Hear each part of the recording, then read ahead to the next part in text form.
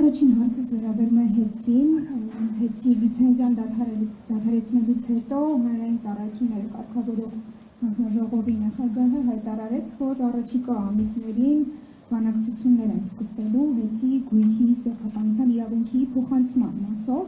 Հետաքրքիր է, բանակցությունները սկսվել են թե ոչ, եւ որպես հարցի շարունակություն հեցի լիցենզիան դադարեցնելուց հետո որևէ միջպետական կամ միջազգային գործընթաց սկսել եք այս մասով։ Եվ երկրորդ հարցս վերաբերում է ԶԼՄ-ներում տարածված տեղեկությանը, ըստ փաստաթղթի, որը հասանելի է դարձել ԶԼՄ-ներին, ձեր վերաբերյալ ռազմական ոստիկանությունը հարցում էր ուղարկել բժշկական կենտրոններ։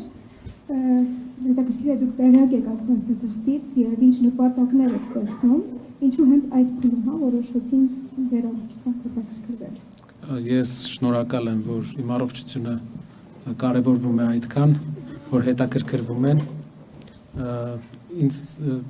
ուրախ կլինեմ, որ իրենք էլ հետևեն եւ ավելի աչառ լուրջ լինեն։ Ինչ վերաբերվում է հեցի հետ կապված հարցերին, կա միջազգային դատարանի որոշում, որ Հայաստանի պետության ղեկավարի ցանկությունով չի կատարվում։ Դա նշանակում է, որ Հայաստանը միջազգային իրավական պրոցեսների կատարման ուղղությամբ իր վերցած պարտավորությունները առաջին անգամ երևի չի կատարում։ Դրա պատասխանատվությունը իշխող որոշում կայացնողի վրա է,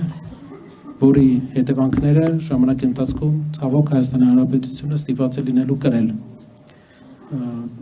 Որևէ բանակցություն չենք պատկերացնում, քանի որ կա որոշում, որ այս պրոցեսները դադարեցվի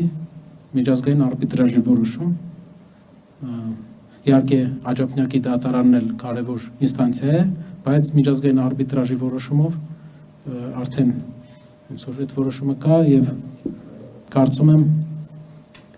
պետք է պետությունը կատարի, որովհետեւ դրա հետևանքները կարող են խնդրալույս